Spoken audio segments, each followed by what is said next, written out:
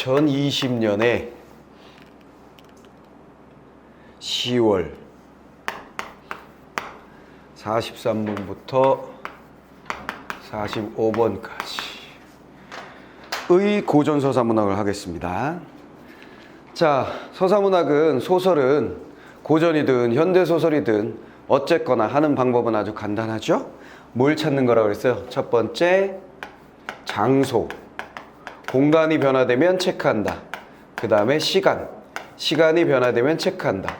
공간은 공간의 의미를 묻는 경우가 흔하거나 혹은 공간을 나누어서 작품을 정리하는 것이 일반적인 방법이며 편리한 방법이기 때문에 나누는 것이고, 시간도 마찬가지죠.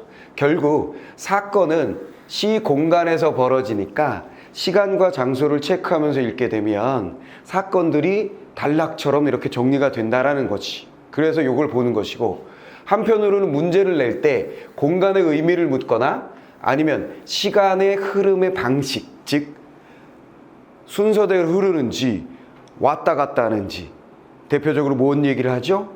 역순행적 구성과 순행적 구성, 이런 걸 따질 걸 대비해서 얘네들 잡는다 이렇게 생각하시면 돼요. 장소하고 시간을 잡고, 그 다음에 뭐 한다? 인물을 잡는다 그랬죠?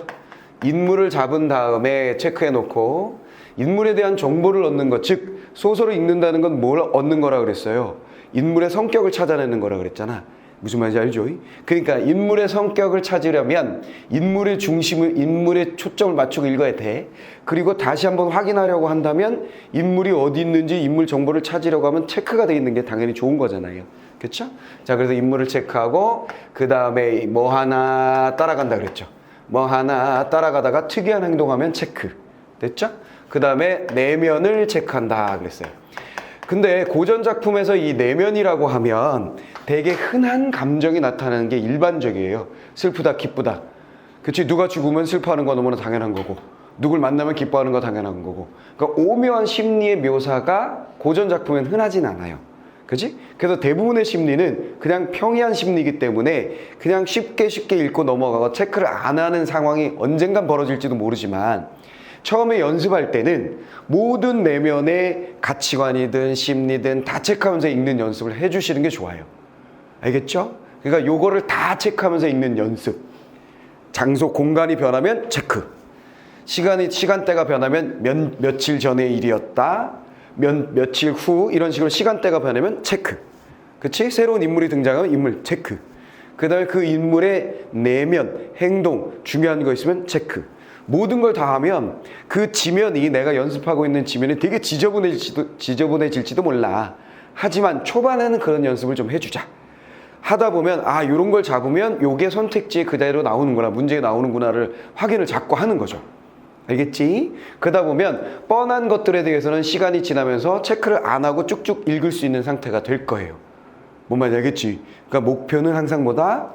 수능장에 가서는 줄을 그때 많이 긋지 않는 상태를 만드는 것을 목표로 하는 거야. 뭔 말인지 이해됐죠? 자, 그럼 한번 봅시다. 먼저 20번. 윗글의 첫 번째 문제부터 보는 거예요. 윗글에 대한 이해로 가장 적절한 것은 뭐냐 그랬어요. 그리고 홍은 문중 사람들의 의견, 채씨는 반씨는, 문중 사람들은 위지는, 이렇게 돼 있죠. 그러니까 인물 정보를 묻고 있구나. 역시 첫 번째 문제는 인물 정보였고. 자, 두 번째 문제. 기역부터 미음까지로 되어 있으니까 이런 문제를 풀 때는 우리 어떻게 하면 좋다 그랬어요? 기역의 앞뒤 문맥을 살짝 살펴본 다음에 바로 선택지로 가버리는 거죠. 왜냐면 어차피 이 문제를 풀기 위해서 다시 돌아와서 보는 것보단 본 다음에 바로 푸는 게 낫다. 그 얘기했었고, 그 다음에 세 번째 문제. 보기가 있습니다. 그럼 보기에서 우리는 작품에 대한 정보를 얻은 다음에 그 정보의 기준에서 읽어주시면 되죠.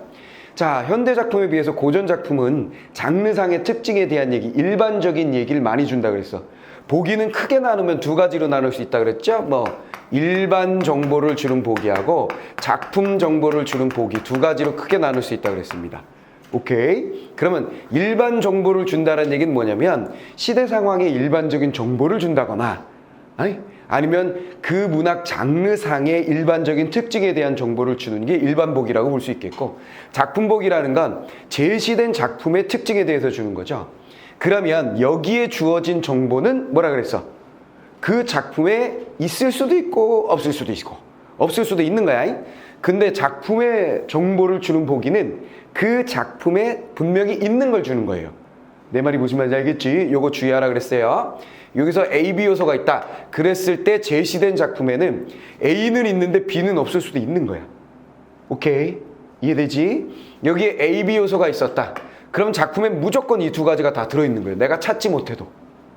무슨 말인지 알겠죠? 이렇게 보시고 여러분들 읽어주시면 된다 그랬어요. 자, 그러면 일반적으로 고전 작품은 이런 일반적인 시대적인 상황이나 혹은 그 장르상의 특징에 대한 보기를 주는 경우가 많다 그랬어요. 자, 봅니다.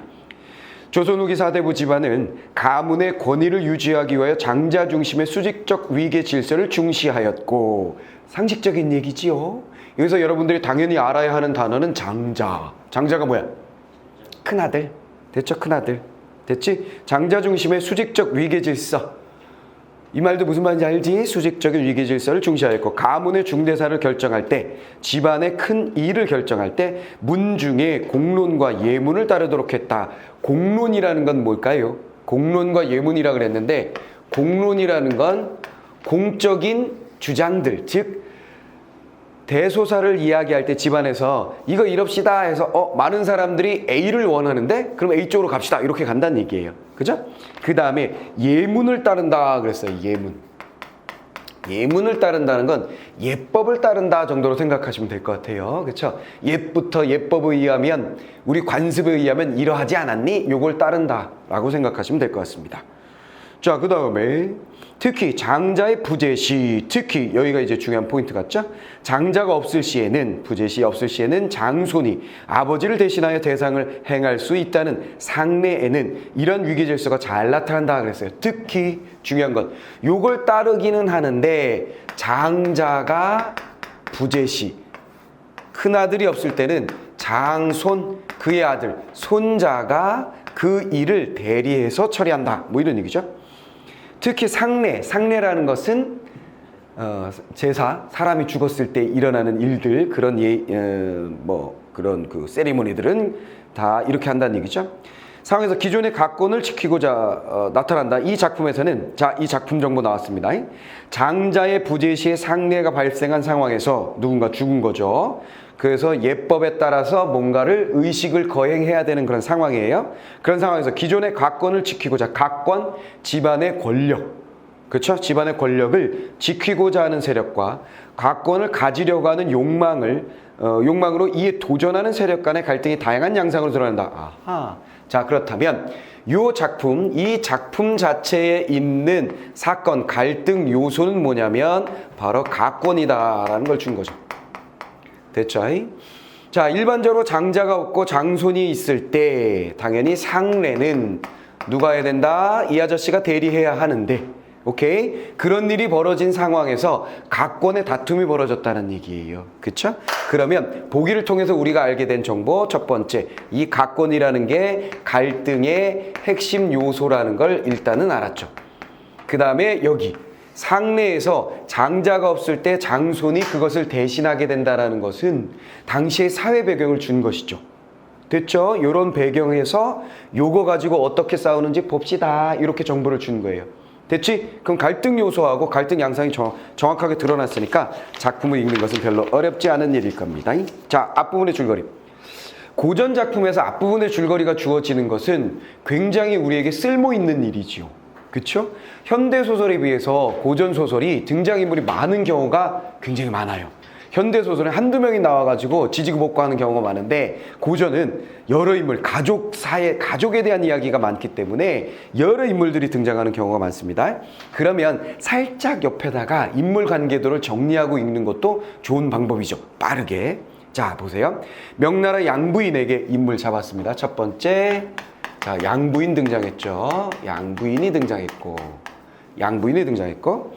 삼형제가 있었는데 마지, 위, 윤, 현숙한 반씨를 아내로 맞아 아들 흥을 얻었다 그랬어요. 자, 여기에 양부인이 있었고 그에게는 삼형제가 있었는데 마지가 위윤, 정리하는 거예요. 위윤. 그 다음에 이 사람에게는 반씨. 근데 이 사람은 뭐야? 긍정적 인물이야. 현숙한이라고 되어 있죠. 현숙한. 그리고 그에게는 아들 흥. 흥이 있고. 흥이냐? 흥 맞지? 글자가 너무 작아가지고 위진의 아내 최씨와 위준의 아내 맹씨. 자, 위진. 그 다음에 위준. 위진, 위준. 여기에 누가 있다고? 최씨하고 그 다음 맹씨.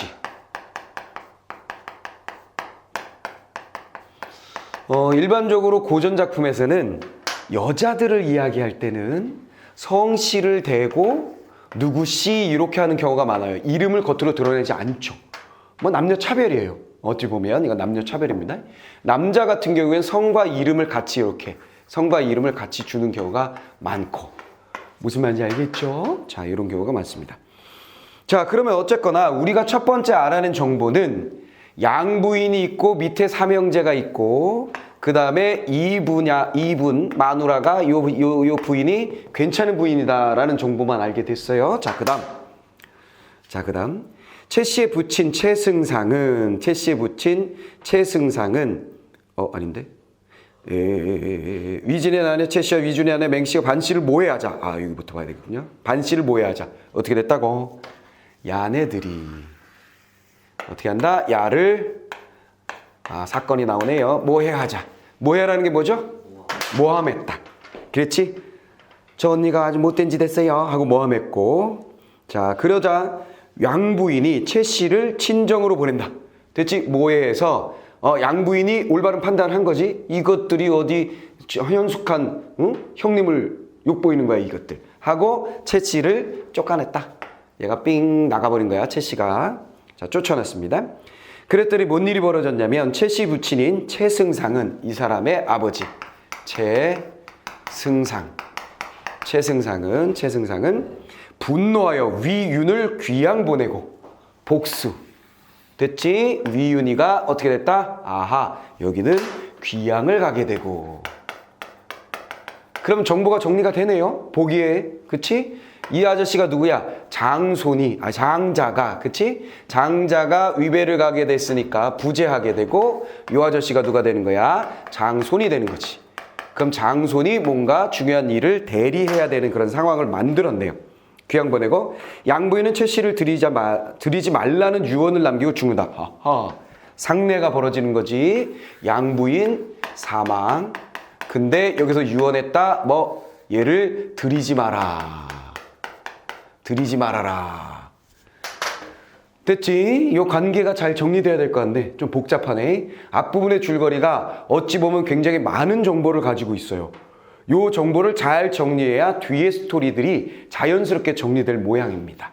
알겠죠? 자, 요거를 잘 정리하시고 다음 내용으로 싹 들어가시면 됩니다. 그러면 뒤에 내용은 어떻게 되냐면 양부인이 사망했으니까 여기에는 상례를 치러야 하는 그런 사건이 벌어진 거죠.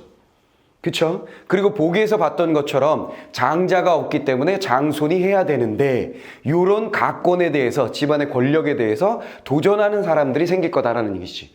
누가 도전할지는 뻔하죠? 요 무리들이 도전을 하겠죠. 됐지? 그럼 갈등 양상이 완벽하게 예측이 됐어. 정리가 다 되는 거야.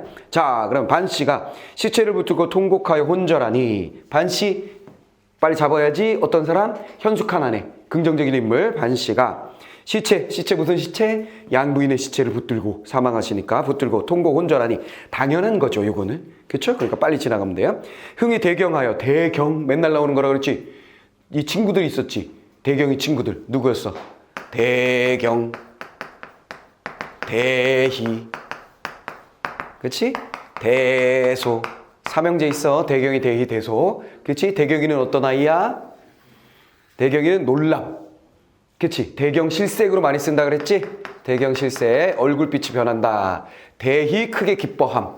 대소는 뭐라 그래서 박장이하고 같이 쓰지. 박장이 대소. 크게 웃음. 그래서 심리를 나타낼 때 자주 쓰는 말. 크게 놀라서, 크게 기뻐하며, 크게 웃으면서. 이거 자주 나온다 그랬어요. 자, 그러니까 여기는 당연히 대경 놀라서 수족을 주무르며 누구? 반씨. 어머니가 기절하니까, 혼절 기절하니까. 약물을 들이오니 이윽고 진정하거는 흥이 위로하면서 말하기를, 모치는 진정하다 초상을 극진히 하소서. 진정하시고요. 지금 초상 상을 잘 치러야 돼요 어머니. 반씨 망극한 중에, 망극이란 말은 많이 들어봤을 거예요. 망극도 심리를 드러내는 말이죠. 망극. 일반적으로 슬픔이 끝이 없다, 슬픔이 너무 크다라는 말로 쓰는 거고, 사극에서 여러분들이 봤을 거야. 뭐라고? 승은이 망극하시오. 그때는 임금이 뭔가 잘한 거잖아. 그래서 승은 임금님의 은혜가 큽니다. 그냥 단순히 너무 커서, 너무 크다, 너무 커서 한계가 없습니다 라는 말로 그때 쓴 거예요. 무슨 말겠지? 근데 보통 이렇게 슬픔의 상황에서 망극하다라는 얘기는 그냥 슬픔이 크다 정도로 생각하시면 되겠습니다. 자, 반씨가 한없는 슬픔 속에 쌓여서 그 말을 옳게 여겨 치상할세, 상을 잘 치르려고 하는 거죠. 문중이 모여서 최씨에게 부고를 알릴 것을 의논하니 두둔. 자, 핵심적인 갈등 나왔어요. 자, 핵심적인 갈등 뭐야? 분명히 뭐라 했어? 최씨를 들이지 말라고 유언을 남겼잖아요. 최씨가 가장 부정적인 인물로 지금 등장하고 있는 중이잖아. 그렇지? 근데 이 최씨에게 어머니가 죽었다는 걸 전하느냐 마느냐가 핵심적 갈등 요소로 등장했어.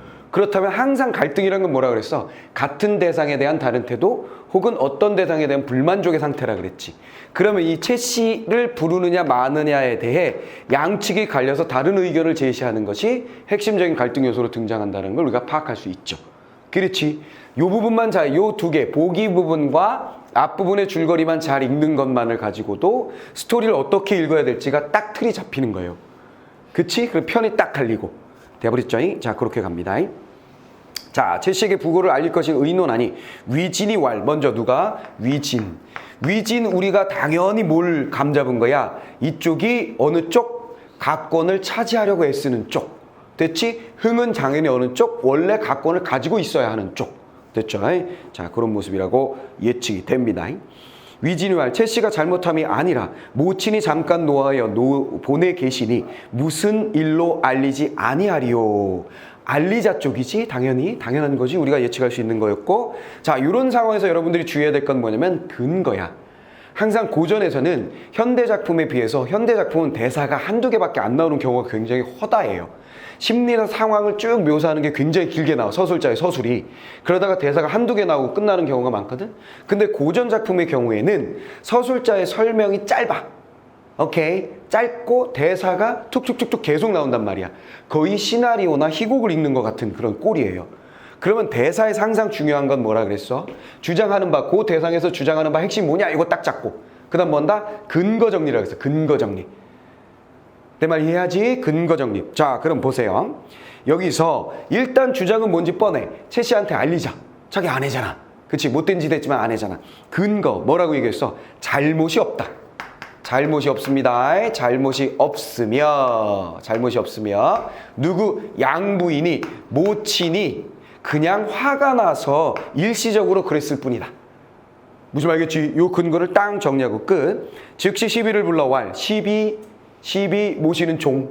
비복, 노복, 비나 복, 노, 복, 비 이런 것들 나오면 얘네들이 섞여서 나오면 그냥 종이구나 생각하면 된다 그랬지? 근데 너무 무시하지 마시고 종이 나와도 종의 심리 자체를 물을 수도 있으니까 심리나 뭔가 중요한 역할을 하고 있으면 반드시 체크하시면서 읽으라 그랬고요. 어쨌거나 시비에 불러왈. 최씨 집에 가 부고를 전하되 상복 있기 전에 오라 하라. 그렇지 않으면 부부의 의를 끊으리라. 뭔가 굉장히 강력한 무슨 멘트를 날리듯이 하고 있는데 빨리 오라 그래. 늦게 오면 그냥 혼낸다고 얘기해. 이건 뭐 하는 거야? 사람들이 반대할 겨를 없이 뭔가 강력하게 주장함으로써 그건 아니대요 이거 하기 전에 이런 짓을 하는 거예요. 뭔 말인지 알겠지? 그러면 얘는 굵은 글씨로 돼 있고 요 대사 요거는 기역으로 밑줄이 되어 있어요. 그리고 중략으로 뚝 끊어져 버렸잖아. 그럼 이 두 가지를 다 풀어버리는 거야. 내 말 알겠어요? 자, 그러면 먼저 자, 두 번째 문제에 나와 있죠? 기억에 대해서. 과거 사건에 대해 자신의 판단을 제시하며 자신이 하려는 행위의 정당성을 강조하고 있다. 맞죠? 정당성을 강조하고 있다는 얘기는 분명히 근거를 대서 주장하고 있잖아. 두 가지 근거를. 맞는 얘기지? 그럼 1번 선택이 선택지 지우고 다시는 안 보는 거야. 그 다음에 세 번째 문제에 부고를 전하다 상복이 있기 전에 오라 굵은 글씨 있었죠? 요거에 대한 건 1번 선택지 있죠? 위진이 최씨에게 부고를 전하다 상복이 있기 전에 오라라고 한 것에서 위진이 모친의 유언에 담긴 수직적 위계 질서를 따라 상례를 치료를 했으면 할 수 있건 뜨등 반대지? 분명히 얘는 드리지 말라고 했는데 빨리 오라고 말한 거니까 안 되죠? 그래서 1번이 답이라는 거 바로 알 수 있죠. 됐지? 어떻게 하는 건지 알겠지? 전체를 읽고 문제를 푸는 것이 아니야. 이거 전체 스토리를 제가 모르는데 어떻게 문제를 풀어야? 그게 아니지. 왜? 이미 우린 전체 스토리를 보기를 통해서 앞부분의 줄거리를 통해서 이미 다 꿰뚫고 있는 중이야. 거기다가 얘네들의 세부적인 정보들을 끼워 넣고 있는 중이거든. 뭔 말이겠어? 그럼 확인되자마자 바로바로 풀 수 있어요. 내 말 이해됐지? 이게 빠르고 정확한 방법이다. 잊지 마시고 그렇게 하십니다. 자, 그 다음에 계속 넘어갑니다. 중약 이후 부분으로 가보죠. 자설. 자설은 뭔지 알죠? 자설 뭐였어요? 자설. 각설. 그지? 이런 것들이 전부 다 뭐야? 이때. 장면 전환하는 거죠. 장면을 전환한다는 얘기는 장소를 바꾸거나 아까 얘기했었던 거 장소를 바꾸거나 시간을 싹 바꾸는 역할을 한다 그랬습니다. 기억들 나시죠? 자, 그렇게 하시면 되겠어요. 자, 그 다음에 위진이 크게 노하여 왈. 자, 위진 계속 나오고 있네요. 반씨는 어떤 사람인데 상중에 시비를 도두어. 시비. 자, 중요한 단어다. 시비. 자, 이거 우리가 어떻게 쓰냐면 이런 거 일단 있어. 시시비비를 가리어.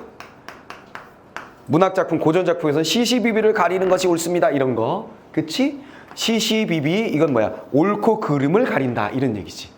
그치? 옳고 그름을. 옳고 옳지 않음을 가리는 걸 우리가 시시비비를 가리자. 이렇게 말하는 거고. 그 다음에 이렇게도 쓰지. 야, 너 왜 나한테 시비야? 이렇게 쓰지. 뭔 말 알겠어? 너 왜 나한테 시비야? 그 얘기를 정확하게 풀이하면 어떻게 되는 거야? 왜 나한테 옳고 그름을 따지는 거야? 이런 얘기지. 무슨 말 알겠어? 간단하게 하면 뭐야? 뭘 따져 이 새끼야? 이런 뜻이야. 뭔 말 알겠지? 이해됐지?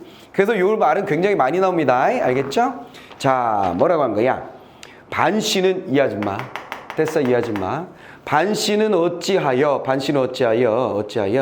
상중인데 우리가 어머님이 돌아가셨는데 시비를 도두어 옳고 그러면 따지는 것을 뭘 그렇게 따져서 싸요 이런 얘기지. 요란하게 하느냐 형님이 아니 계시어 내가 주장할 것이니 두 번 이르지 말라. 자, 핵심적 갈등 슬슬 이제 명확하게 드러나기 시작했어요. 더.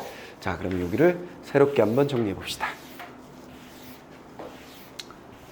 자, 뭐가 나온 거냐면 자, 위진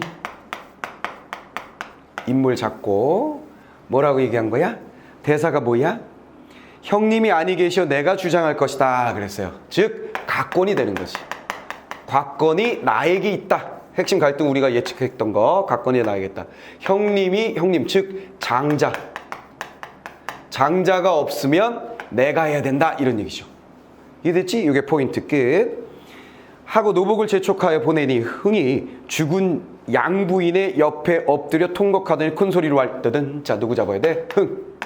자, 흥은 누군지 알죠? 우리가 장손이 따당 등장하여. 숙부는 주장이 되었을 따름 숙부 삼촌 주장이 되었을 따름이거늘.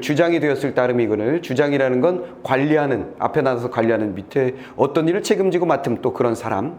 따름이거늘 초상 만극 중에 벌써 할머니 유언을 저버리시니 두둥 중요한 얘기 나왔지? 그렇죠? 삼촌 할머니의 유언 어디 갔어요? 요거 포인트 나왔고, 한갓 아내만 중히 여기사사. 아내가 누구야? 채씨. 저대지도 노하시니 소질 자기 자신을 얘기한 거죠. 그쵸? 여자가 자기 얘기할 때 소녀, 그치? 소첩, 아들 소자 이렇게 얘기한 것처럼 여기서 질은 조카를 말하는 거예요. 됐지? 소질이 조카인 제가 알바는 아니로되 금일 문중이 모두 다 공론이 여차한데도 구태여 유언을 저버리니 따단. 자, 이 근거 나왔다. 뭐? 공론이 여차한데. 공론이 자기 편이라는 얘기지. 됐지? 가족들이 지금 모두 유언을 따르자고 하는 쪽인데 삼촌 왜 그래? 이렇게 넘어간 거지. 자, 유언을 저버리니 문중의 뜻에 맞지도 아니하고 소질의 마음에도 불과하다. 자, 다음 내 마음. 됐지? 각권 내가 가질 거야 그랬더니 흥이 no 한 거지. 됐어? 그러면서 근거를 세 가지로 된 거야. 유언이 있잖아요. 그 다음에 친척들의 공론이 있잖아요. 무슨 말이겠어? 사람들의 의견이 이러하잖아요. 그리고 장손인 내 마음에도 별로 안 들어요. 이렇게 된 거지. 됐어? 정리됐지? 자, 그렇게 하시면 되겠고, 그 다음에 반씨가 꾸짖어 왈. 반씨. 자, 반씨 등장. 반씨 등장. 자, 어머니 등장합니다. 현숙한 아주머니. 꾸짖어 왈. 너는 조그만 아이라 어찌 방자의 어른을 시비하느냐. 자, 뭐야? 핵심. 네? 핵심 뭐야? 넌 꼬맹이. 요거지 뭐. 너는 꼬맹이 아니냐. 조그만 아이가 어떻게 어른한테 그러니. 요거지. 됐지. 지금 내가 뭘 정리하는지 알겠지? 대사에서 주장과 근거를 정리하고 있는 거라고 생각하시면 되는 거예요. 매번 그것만 잘하시면 문제는 그냥 풀립니다. 자, 반씨 꾸짖어서 이 쪼꾸미가 그 다음 위진이 크게 노하여 왈. 위진 다시 분명 너의 말이 아니라 누구의 부탁을 듣고 내 말이 여차여차 하거든 너는 대답을 이리이리 한 것이 아니더냐. 너에게 기걸한 사람은 극한 요물이라. 너 혼자의 말이라면 어찌 이러하리요. 내 비록 유약하나 내 말대로 시행할까 보냐. 자, 위진 다시 위진 등장해서 여기에 포인트는 뭐라고 생각되니? 위진의 포인트. 아? 위진의 포인트 뭐야? 위진의 포인트 뭐야? 분명 그러니까 이게 지금 뭐라고 옛날 말투잖아. 옛날 말투. 집에서 아버지 놔두고 삼촌이 이런 식으로 말하면 우리 말 잘 못 알아들어. 뭔 말이겠어? 고전 작품이 어려운 것도 현대 작품보다 어렵다고 느끼는 이유 중에 하나가 옛날 말투거나 옛날 단어들이 나오잖아. 여러분들이 태어나서 삼촌한테 삼촌 난 이거 싫어 이렇게 얘기하지. 응? 숙부 소질의 생각에는 이렇게 말한 적이 없다고. 그러다 보니까 그 단어들이 낯설잖아. 내 말이 무슨 말인지 이해하지? 그렇다고 우리가 기죽고 힘들어하고 포기하면 안 된다고. 뭘 찾아야 된다? 아는 말을 찾는 거야. 무슨 말겠지? 그리고 옛날 고전에는 반복된다 그랬잖아. 어떤 말들이. 그치? 그럼 여기에 핵심적 말이 뭐였어? 분명 너의 말이 아니다. 누구의 부탁을 듣고. 여기까지는 거의 현대어는 같잖아. 무슨 말겠어? 그러면 위진이 말한 것의 제일 중요한 포인트는 누구의 사주냐? 누구 부탁이니? 누가 너한테 이거 시켰어? 이 얘기지. 됐어. 그러면서 넌 부탁 들어서 한 거니까 나는 따를 수 없다. 계속해서 핵심적인 주장은 위진은 내가 할 거야. 내가 각본을 질 거야. 흥은 뭐야? 안 돼요. 그럼 법도에 어긋나요. 무슨 말겠지? 반씨는 뭐야? 도와줘야 되는데 얘가 너무 어리다는 생각에 꼬맹아 가만히 있어봐. 이렇게 되고 있는 중. 됐지? 갈등 양상이 다 정리된 거야. 누구 부탁이니? 하니 모든 친척이 칭찬 불이하더라. 이건 또 뭔 소리야? 자, 모든 친척들이 집단 인물도 인물이라 정리하라 그랬죠? 친척들이 칭찬하더라. 이렇게 생각하시면 되겠죠? 칭찬하다라는 얘기는 옳다고 해주더라 뭐 이런 얘기지. 맞다 잘했다 이런 얘기잖아요. 일단 이쪽 편이 갑자기 됐었나 봐. 그랬더니 흥이 숙부의 불축한 심사를 듣고 큰 소리로 말하기를. 자, 일단은 여기까지 가다가 우리가 해결해야 될 것이 있어요. 어디? 상중의 시비를 도두어 형님이 아니 계셔 내가 주장할 것이니. 이 부분이 있었죠? 굵은 글씨잖아요. 그거 바로 해결합시다. 자, 위진이 노하면서 말했었던 거. 상중의 시비를 도둔다며 형님이 아니 계셔 내가 주장할 것이라고 말하는 것에서 위진이 각권을 차지하는데 반씨를 방해가 되는 존재로 인식하고 있음을 이야기한다. 맞지? 그건 각권을 차지하려고 하는 멘트였다는 거 우리가 알고 있었고, 그 다음에 반씨에게 왜 시비 겁니까? 이렇게 얘기했단 말이야. 됐지? 그러면 두 번째 선택지 역시 맞는 얘기가 됐고요. 자, 다음으로 넘어갑니다. 다음으로 넘어갔송. 자, 흥이 숙부의 불측한 심사를 듣고 크게 소리하여 왈. 이번에 흥이 다시 대사가 나오면서 니은 부분이에요. 이거 이제 문제 풀면 됩니다. 아까 소질이 사른 바를 어른에게 배운 바라 하시니. 자, 뭐라고? 누구 부탁. 요거 받은 거지. 이렇게 하셨어요. 자, 누구 부탁이라고 하셨어요. 말씀 옳사오면 따를 것이요 비록 어른이 말해도 부당하오면 따를 이유가 없으니. 무슨 말이야? 누구 때문에 누가 시켜서 그러니. 그런데 이 말이 얘기하고자 하는 바는 뭐야? 누가 시켰다고요? 어른이 시키더라도 옳으면 저는 따르고요, 옳지 않으면 따르지 않을 거예요. 그러니까 누가 시킨 건 저에게 의미가 없어요. 무슨 말 알겠지? 내 판단이다 이 얘기지. 내 판단대로 하는 건데 뭘 말이 많아 삼촌 이렇게 얘기하는 거지. 이해됐지? 이거 잡았고, 할머니의 상사를 당하였어도 부친이 삼천리 밖에 계셔서 상변을 알지 못하시고 부친은 이미 유배 가셔가지고 이 일을 몰라요. 발상도 못하오니 비록 안이 계시나 장자 장손의 발상함은 예문의 당당하옵건을 두든 장자 장손이 발상함, 즉 장손. 장손이 발상함은 예를 치르는 것은 예문의 옳음. 아까 근거는 두 가지라 그랬잖아. 공론에 의해서 판단하거나 예문에 의해서 판단한다고 보기에 있었죠. 야가 뭐라 그랬어? 공론이 이미 그렇게 되어 있는데 라고 얘기했었고, 그 다음 뭐야? 예문에 이렇게 되어 있으니 라고 되어 있지. 자, 보기에 나와 있는 일반적 근거를 대고 있는 거지. 당시의 일반적 근거. 자, 여기 장자장손의 발상함은 예문에, 여기도 굵은 글씨가 있어요. 그는 의논치 아니하시니 누구와 더불어 대상하시나이까 금일 문중이 다 모였으니 결정하소서. 됐어요. 자, 첫 번째 포인트는 요거 받은 거야. 야, 너 누구 부탁받고 그래? 그랬더니 뭐라고요? 내 판단에 옳고 그름을 전 판단할 수 있습니다. 꼬맹이 취급하지 마세요. 그랬죠? 그 다음 뭐야? 예문에 의하면 장손이 발상해야 되는 거 아닙니까? 지금 이 자리에서 친척들이 있어 결정해 주세요. 이렇게 포인트가 된 거지. 됐지? 그럼 이제 또 우리는 두 개의 선택지를 풀 수 있습니다. 자, 니은에 대한 거. 다른 사람의 권위에 기대며 자신의 생각이 옳음을 강조하고 있다. 자, 포인트가 뭐야? 내 판단 따를 뿐이다라는 게 이 사람의 주장이잖아. 그치? 근데 여기 뭐라고 돼 있어? 다른 사람의 권위라고 돼 있죠? 다른 사람의 권위를 따른다가 아니라는 얘기를 얘는 하고 있었으니까 반대죠? 또 답 찾았어요. 지금 우리는 중간 가기도 전에 이미 두 개의 문제의 정답을 찾은 거예요. 뭔지 알지? 이해됐지? 정답 다 찾았습니다. 자, 그 다음 이어서 계속 갑니다. 위진 형제와 이젠 형제가 붙었어. 위진과 그 형제가 두 명 있었지. 동생들. 위진 형제가 말하기를 형님이 디귿 나왔다 이것도 문제 풀어야지. 디귿 나왔다 문제 풀어야지. 자, 형님이 비록 귀양살이를 하고 있으나 죽지 아니하였고 미처 부고를 알지 못하였으나 조그만 아이가 알 바가 아니라 예문에 이상이라는 말이 없으니 예문이 이상하다는 말이 없으니 뭐 그거 같아요. 불가하니라 안 돼 이런 얘기지. 여기 뭐야? 가장 큰 거는 조그만 아이, 꼬맹이. 이게 가장 큰 근거. 됐죠? 그 앞에는 형님이 죽지 않았고 부고를 알리지 못했다. 형님이 장자가 죽지 않았고 그 다음에 부고를 알리지 못한 상태다. 그러니까 장자가 완전히 없는 건 아니다. 근데 알리지 못한 거다. 근데 넌 꼬맹이다. 그러니까 우리가 동생들이 우리가 여기서 각본을 줘야 되는 거다. 뭐 이런 식의 논리라고 보시면 되겠죠. 자, 그러면 또 바로 디귿 한번 확인해 볼게요. 디귿. 두 번째 문제의 3번 선택지. 현재 상황을 설명하며, 현재 상황 설명이 뭐예요? 이렇게 됐다는 거지. 현재 상황을 설명하며 상대방의 제안에 대해 무시하는, 그치? 이 조그만 새끼가 무시했지. 됐지? 완벽하지? 자, 그래서 3번 맞구나. 뻑 지우시고. 자, 다음. 자, 모든 사람이 이때 뜨든. 자, 모든 사람. 여기 친척들이 있었죠? 여기 또 떼거지 인물. 모든 사람들이 말하기를, 모든 사람들 잡고. 흥이 비록 어리나 소견에 이치가 있어 우리도 생각지 못한 일이거니 이 말이 가장 옳은지라 밥비 대상하라. 그랬어요. 뭐야? 흥편. 흥이 옳다. 흥의 편을 들어줬죠.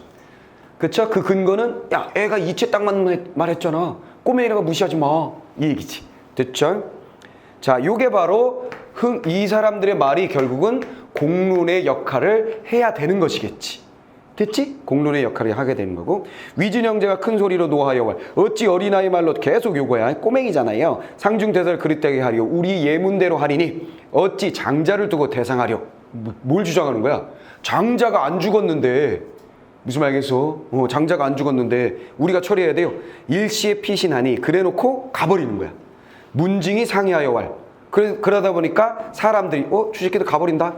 상인이 이제 우리를 피하니 더 있어 무엇하리요.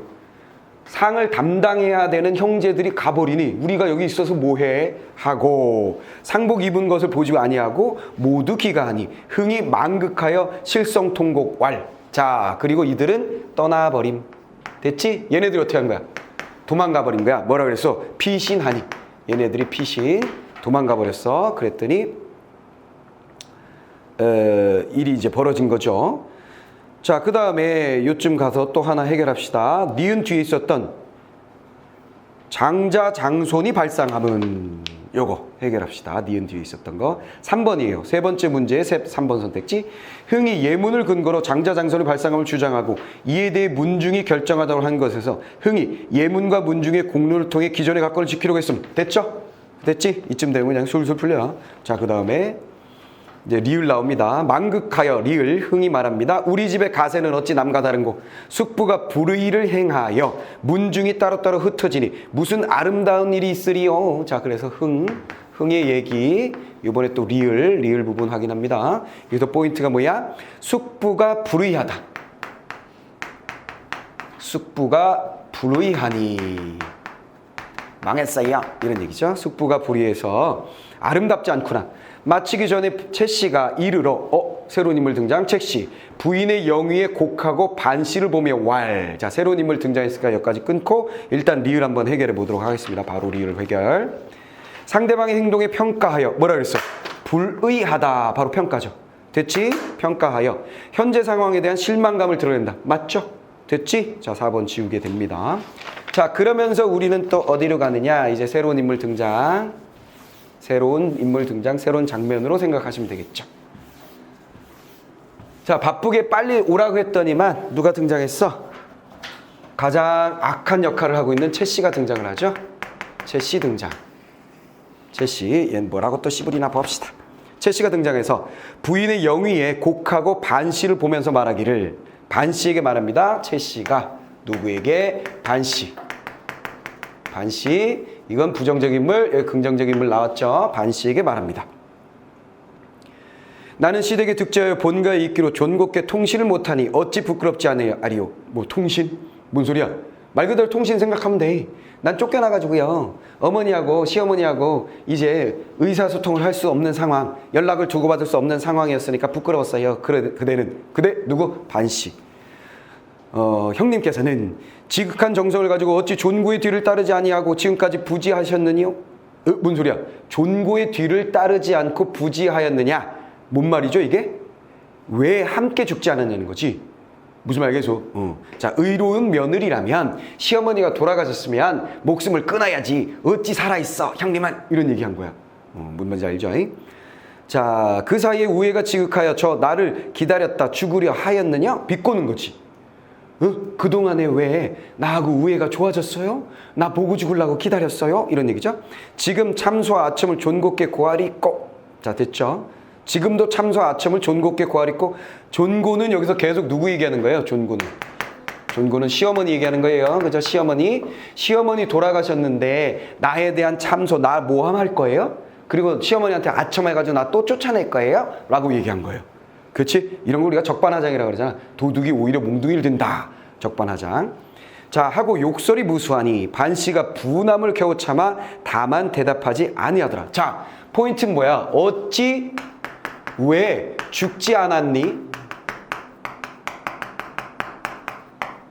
요게 포인트예요. 무슨 말이겠어? 시어머니 죽었으면 네가 죽어야지. 정제를 지키는 며느리라면 요게 포인트였어요. 자, 그 얘기를 듣고 당연히 반씨는 분하겠죠. 대답하지 않고 있었어요. 채씨가 흥을 끄지저 왈. 다시 이번엔 뭐예요? 채씨가 이번에는 누구를? 흥을 꾸짖습니다. 자, 흥에게 말하는 거죠. 자, 흥을 꾸짖어 왈. 너는 황구소 알아. 황구소가 밑에 있죠? 철없이 미숙한 사람은 낫죠. 넌 꼬맹이라. 계속 이들의 주장은 뭐야? 얘한테 어리다는 게 가장 중요한 근거로 작용하고 있죠.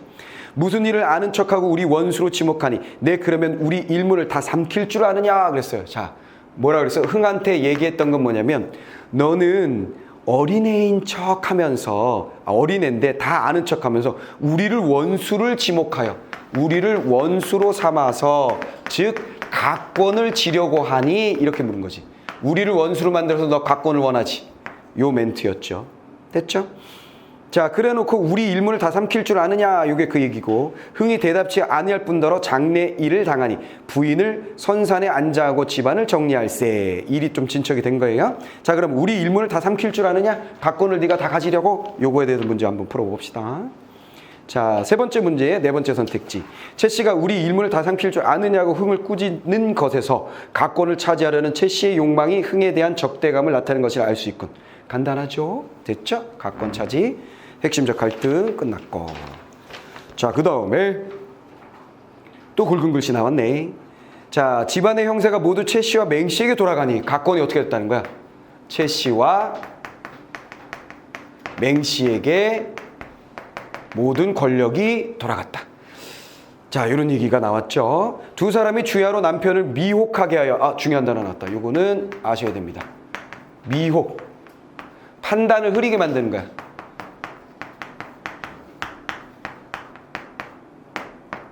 그러니까 판단이 왜 흐려지냐면 무엇에 빠져서. 무슨 말겠어? 무슨 말겠어? 나 그 오빠를 만나서 그 여친을 만나가지고 미혹되었어요. 라고 얘기한다면 뭐야?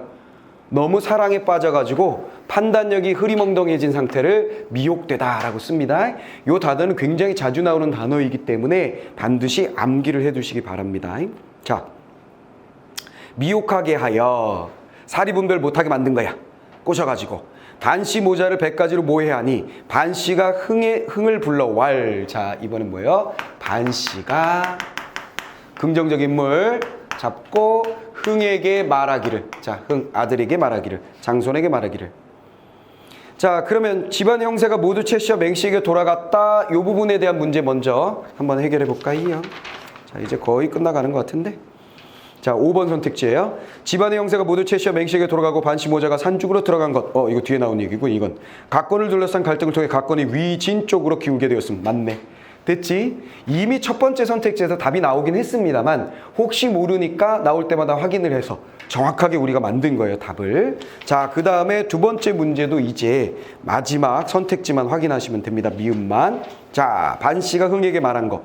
우리 모자가 이제 독수를 면치 못할지니 미리 화를 피할 곳을 정하라. 자, 뭐예요? 대사 뭐 하자? 피하자. 화를 면할 수 없는 상태이니. 됐지? 왜냐면 이렇게 넘어갔으니까 우리 피해야 되지 않니? 이렇게 넘어간 거죠. 자, 그리고 나서 묘소에 초막을 짓고 3년상을 치르고 난 후 산중으로 들어가니 사람들이 비창해 하지 않을 리가 없더라 그랬어요. 어떻게 됐다? 산중으로 장소 이동. 산중으로 이동. 그 다음에 사람들은 모두 어떻게 됐다? 주변 사람들은 비창 슬퍼하지 않는 사람들이 없더라. 사람들은 모두 슬프게 생각해왔다. 됐지? 이제 끝난 거야. 자, 그러면 요거 이제 마지막 미음만 보시면 되겠습니다. 여기서 독수라는 것은 이건 포이즌. 그치? 그 다음에 이건 손이지. 그치? 독의 손.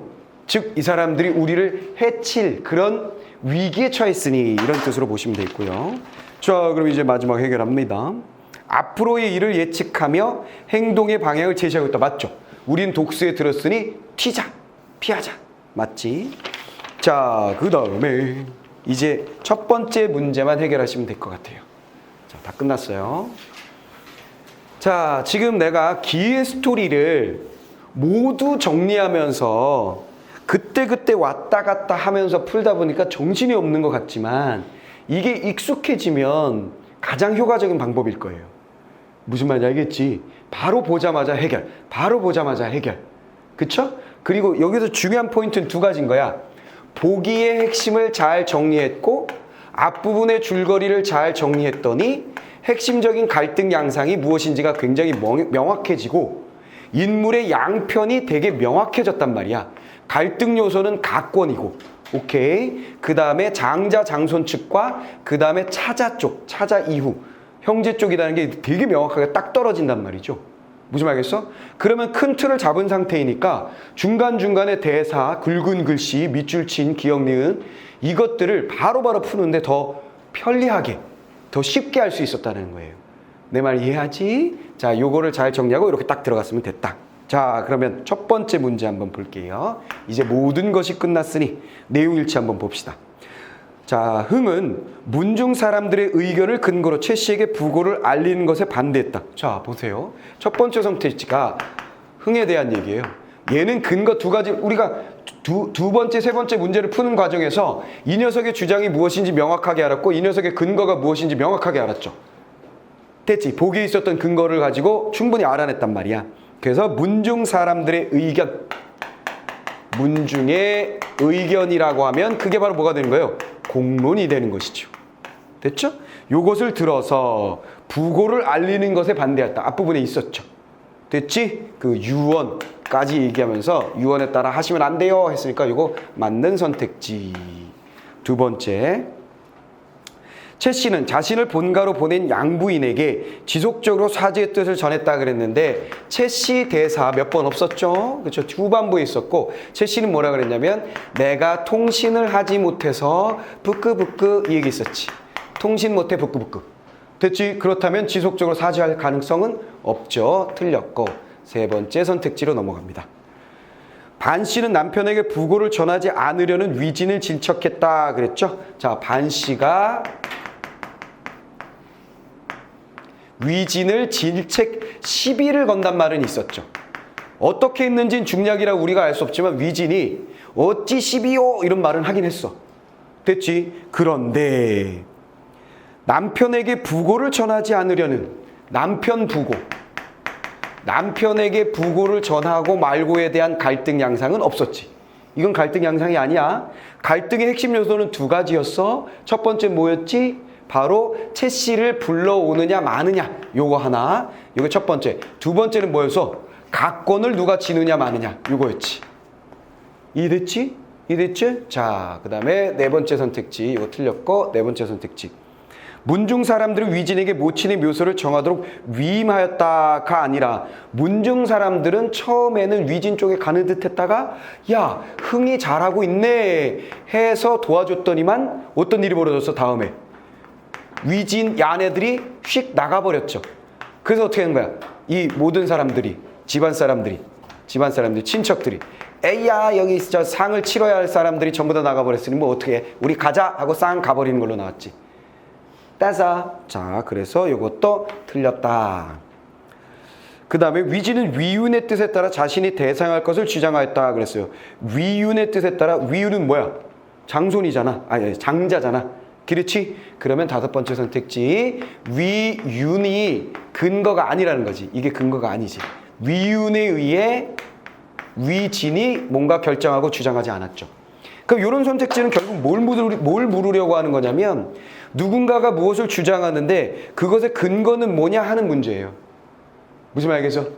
내 말 다 이해됐지? 이해됐지? 역시 갈등 양상에서 얘네들이 무엇을 근거로 해서 무엇을 주장하고 있는지를 묻고 있는 거죠. 내 말 이해됐어요? 이해됐죠? 자, 그러면 어떻게 하는지 대강 알아먹었지요? 현대소설에 비해서 고전소설이 훨씬 쉬워요.